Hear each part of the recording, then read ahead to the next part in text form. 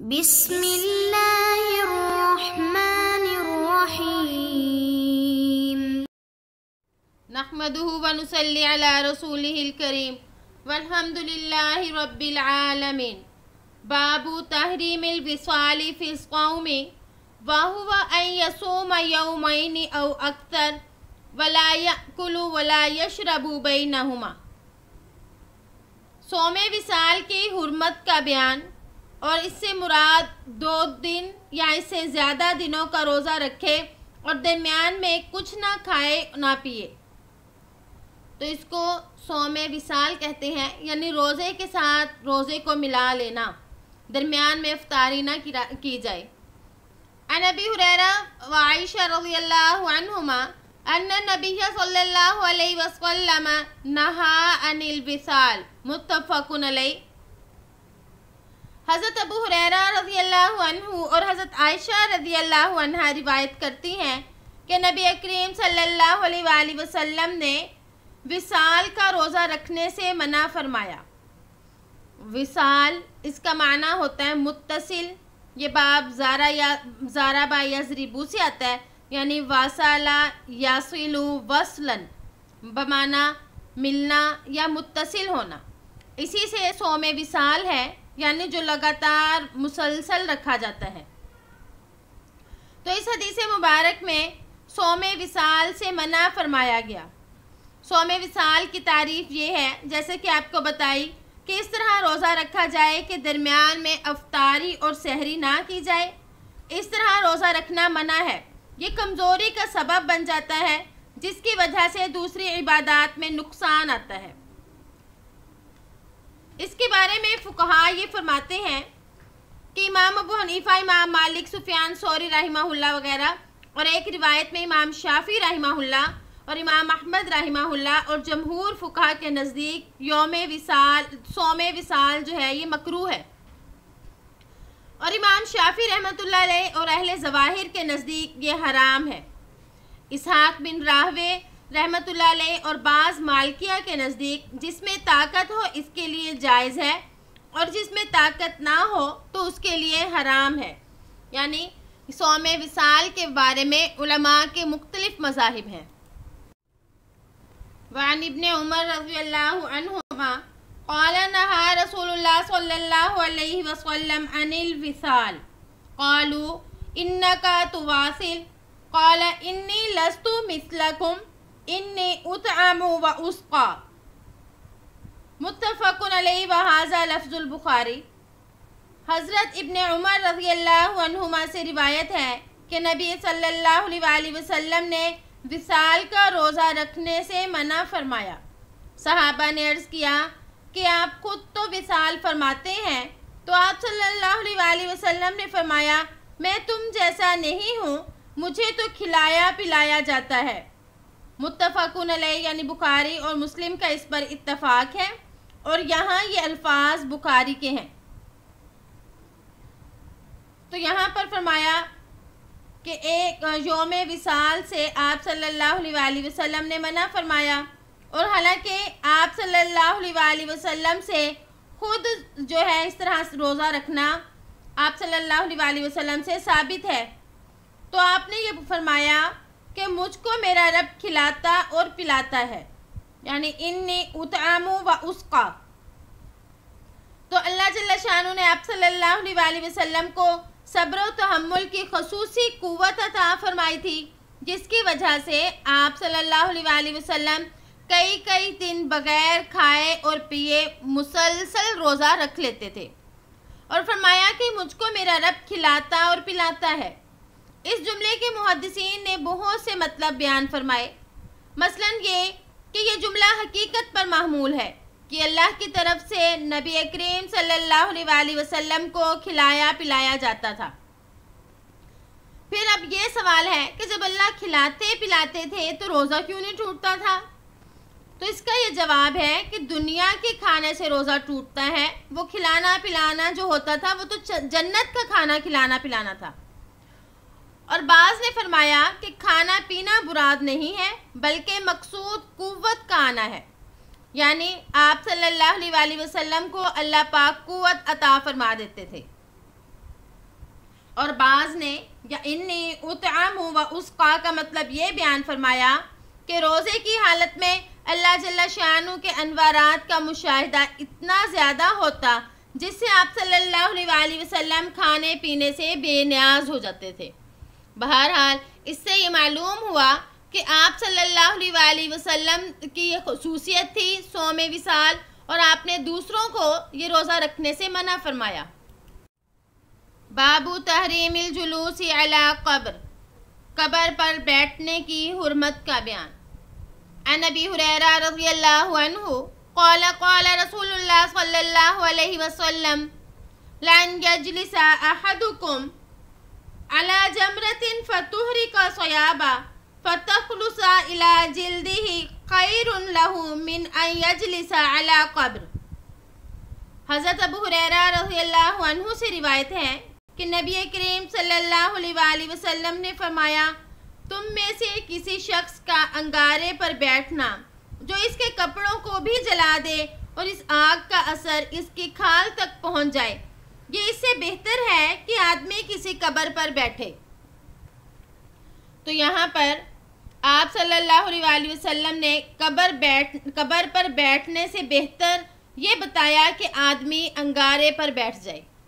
تو معلوم ہوا کہ قبروں کے اوپر بیٹھنا نہیں چاہیے، یہ ان کی بے حرمتی ہے، اور اللہ پاک نے مومن کی اس قدر عزت رکھی ہے کہ مومن کا اکرام اتنا زیادہ ہے، اس کی زندگی میں بھی اس کا اکرام کیا جائے اور وفات کے بعد بھی اس کا اکرام کیا جائے، اس کو اکرام اور تکریم کے ساتھ کفنایا جائے، دفنایا جائے، اور پھر اس کے بعد بھی اس کی قبر کا احترام ہو۔ لیکن اس احترام میں حد سے بڑھنے سے روکا گیا، یعنی قبروں کا زیادہ بھی احترام نہ کیا جائے، ان کے سامنے جھکا نہ جائے یا اس طرح سے، اور نہ ہی ان کی بے حرمتی کی جائے۔ تو ہمارا دین جو ہے یہ دین فطرت ہے، یہ معتدل ہے، تو اس میں کمی اور زیادتی سے منع کیا گیا۔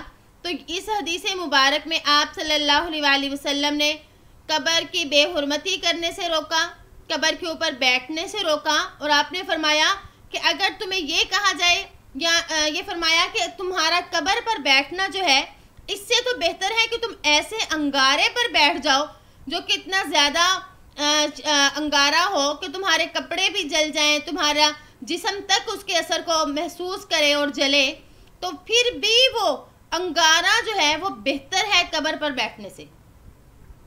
تو اس لیے قبروں پر بیٹھنا نہیں چاہیے۔ باب النہی عن تجسیس القبر والبناء علیہ، قبر کو پختہ کرنے اور اس پر عمارت بنانے کی ممانعت کا بیان۔ اب ہم وہ ابواب پڑھ رہے ہیں جس میں ان منہیات کا ذکر ہے جن کا تعلق قبر سے ہے۔ تو قبر کے بارے میں منع کیا گیا کہ وہ قبر پختہ ہو یا اس قبر پر کوئی عمارت وغیرہ جیسے گنبد یا کچھ بھی ایسی چیز بنا دی جائے۔ عن جابر رضی اللہ عنہ قال نہا رسول اللہ صلی اللہ علیہ وسلم ان یجسس القبر وان یقعد علیہ وان یبنى علیہ، رواہ مسلم۔ حضرت جابر رضی اللہ عنہ سے روایت ہے کہ آپ صلی اللہ علیہ وسلم نے ان باتوں سے منع فرمایا کہ قبر کو پختہ کیا جائے اور اس پر بیٹھا جائے اور اس پر کوئی عمارت بنائی جائے۔ اس میں فرمایا ان یجسس القبر، یعنی قبر کو پختہ بنایا جائے۔ قبر کو پختہ کرنا ناجائز ہے۔ قبر کو اندر سے پختہ کرنا یا اوپر سے پختہ کرنا دونوں ہی ناجائز ہیں۔ پھر فرمایا وَأَن يُقْعَدَ عَلَيْهِ، یعنی اس پر بیٹھا نہ جائے، تو قبر پر بیٹھنا بھی منع ہے۔ اس میں جو ہے صاحب قبر کی توہین ہے، بے اکرامی ہے، اور بعض لوگ یہ کہتے ہیں کہ مراد اظہار غم اور رنج کی وجہ سے قبر پر مسلسل بیٹھنا ہے، تو یہ بھی ناجائز ہے۔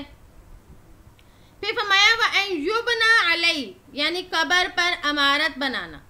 عمارت بنانا یعنی کوئی قبہ یا گنبد وغیرہ، تو یہ دونوں ہی صحیح نہیں ہیں، بلکہ اگر بنا دیا گیا تو اب اس کو توڑ دینا واجب ہے، جیسے کہ ایک مرتبہ آپ صلی اللہ علیہ وسلم نے حضرت علی رضی اللہ عنہ کو اس کام کے لیے بھیجا تھا، اور زمانہ جاہلیت میں یہ رسم بھی تھی کہ کفار میت کی قبر کے اوپر 10 دن تک سایہ کرتے تھے، تو ان کی مشابہت سے بھی بچنا چاہیے، اس لیے قبروں کے اوپر کوئی عمارت وغیرہ نہ ہو۔ باب تغلیظ تحریم اباق العبد من سیدی، یعنی غلام کا اپنے سید اور آقا سے بھاگ جانے کی سخت ممانعت کا بیان۔ عن جریر بن عبداللہ رضی اللہ عنہ قال قال رسول اللہ صلی اللہ علیہ وسلم اجمع عبد ابقا فقد بریت منہ الذمہ، رواہ مسلم۔ حضرت جریر بن عبداللہ رضی اللہ عنہ سے روایت ہے کہ آپ صلی اللہ علیہ وآلہ وسلم نے ارشاد فرمایا، جو غلام بھاگ جائے تو وہ اسلام کی ذمہ داری سے نکل جاتا ہے، یعنی غلام کا آقا سے جو بھاگنا ہے تو اس کے بارے میں آپ نے فرمایا کہ وہ بھاگنا اچھا نہیں ہے، تو اس میں آپ صلی اللہ علیہ وآلہ وسلم نے ایک وعید سنائی، فرمایا کہ وہ اسلام کی ذمہ داری سے نکل جاتا ہے۔ مطلب یہ کہ جب کوئی غلام بھاگ کر دارالاسلام سے دارالحرب چلا جاتا ہے اور وہ معاذ اللہ مرتد ہو جاتا ہے تو اب اسلام کی ذمہ داری اس سے ختم ہو جاتی ہے، اور جو مسلمان ہونے کی وجہ سے ذمہ داری تھی، اب یعنی اس کی جان مال کی جو حفاظت ہو رہی تھی، تو اب وہ حفاظت بھی ختم، اور ایسے غلام کو قتل کر دینا بھی مباح ہے کیونکہ وہ مرتد ہو گیا۔ اور اگر غلام مرتد نہیں ہوا اور دارالحرب نہیں گیا، اب اس کو قتل کرنا جائز نہیں ہوگا، بلکہ مسلمانوں ہی کے دوسرے شہر میں چلا گیا، تو اب اس صورت میں اس جملے کا مطلب یہ ہوگا کہ حکومت کی حفاظت کی جو ذمہ داری تھی وہ ختم ہو گئی۔ تو اس سے معلوم ہوا کہ اس نے برا عمل کیا، یعنی بھاگ گیا۔ وَعَنْهُ عَنِ النَّبِيِّ صلی اللہ علیہ وسلم اِذَا أَبَقَ الْعَبْدُ لَمْ تُقْبَلْ لَهُ صَلَاةٌ وَفِي رِوَایَةٍ فَقَدْ كَفَرَ۔ انہی سے یعنی حضرت جریر بن عبداللہ رضی اللہ عنہ سے روایت ہے کہ نبی کریم صلی اللہ علیہ وآلہ وسلم نے فرمایا، جب غلام بھاگ جائے تو اس کی نماز قبول نہیں ہوتی۔ ایک اور روایت میں ہے کہ بے شک اس نے کفر کیا۔ تو اس میں بتایا کہ بھاگے ہوئے غلام کی نماز نہیں قبول ہوتی۔ تو اس کا مطلب یہ ہے کہ غلام اپنے آقا سے بھاگ گیا تو اب اس کی یہ سزا ہوگی کہ نماز جو اتنی عظیم الشان عبادت ہے وہ بھی اس کی قبول نہیں ہوگی۔ تو علماء اس کا مطلب یہ بیان فرماتے ہیں کہ اس نماز پر اللہ جل شانہ کی طرف سے جو اس کو انعام و اکرام ملنا تھا، جو ثواب ملنا تھا، اب وہ ثواب اور وہ انعام اس کو نہیں ملے گا۔ باقی جہاں تک نماز کا تعلق ہے تو وہ صحیح ہو گئی، یہ نہیں کہ اب اس کو دوبارہ پڑھنی ہوگی، یعنی اس کے سر سے یہ جو فرض تھا وہ ساقط ہو گیا اور قضا کرنے کی کوئی ضرورت بھی نہیں رہی۔ پھر ایک روایت میں ہے فقط کافر، یعنی بے شک اس نے کفر کیا۔ تو غلام کا بھاگنا اس جو ہے یہ علماء کے نزدیک حرام ہے، اور حرام اگر وہ غلام یہ سمجھے کہ میں بھاگا ہوں تو میں نے کوئی حلال کام کیا، یعنی بھاگنے کو اس نے حلال سمجھا، اپنے لیے جائز سمجھا، اور یہ سمجھا کہ اس میں کوئی گناہ نہیں ہے، یہ تو میرا حق تھا، تو پھر تو وہ حقیقتاً کافر ہو گیا، یعنی اس نے ایک حرام کام کو حلال بنا لیا، تو اس نے کفر کیا۔ اور وہ حلال سمجھ کر اگر نہیں بھاگا تو پھر اس کا مطلب یہ ہوگا کہ وہ کفر کے قریب پہنچ گیا، یعنی اس نے کفر تو نہیں کیا لیکن قریب کفر کے ہو گیا، یا اس کا مطلب یہ بیان فرماتے ہیں کہ وہ دائرہ کفر میں اس کے دائرہ کفر میں داخل ہونے کا خدشہ ہو گیا ہے، یعنی اب وہ یہاں سے چلا گیا، ہو سکتا ہے تو کہ دوبارہ وہ کفر اختیار کر لے، تو اس کو فقط کفر سے تعبیر کیا۔ اور بعض حضرات یہ فرماتے ہیں کہ اس نے کافروں والا عمل کیا، اور بعض حضرات فقط کفر کا مطلب یہ کہتے ہیں کہ اس نے اپنے آقا کی کفران نعمت کی، یعنی اپنے آقا کی ناشکری کی، تو اس لیے کہتے ہیں فقط کفر۔ دیکھیں اسلام کتنا خوبصورت مذہب ہے، جہاں پر اس نے آقاؤں کو یہ فرمایا کہ اپنے غلاموں کے ساتھ بہتر سلوک کرو، اور غلام کے آزاد کرنے پر اتنا زیادہ اجر و ثواب رکھا۔ وہاں غلام سے یہ کہا کہ تم اپنے آقا کو چھوڑ کر نہ جاؤ۔ اگر ہر کوئی اپنے اپنے حقوق کا خیال کرے گا، اپنے حقوق ادا کرے گا، تو اس طرح معاشرے میں امن و سکون رہے گا اور بغاوت والی فضا نہیں آئے گی۔ تو اللہ جل شانہ سے دعا ہے کہ ہم اپنی زندگیوں کو ایسے ہی بسر کریں جیسا کہ اللہ نے حکم دیا، تمام ان کاموں سے بچیں جن سے اللہ نے بچنے کا حکم دیا۔ امید ہے کہ آپ کو آج کا سبق سمجھ آ گیا ہوگا۔ السلام علیکم ورحمۃ اللہ وبرکاتہ۔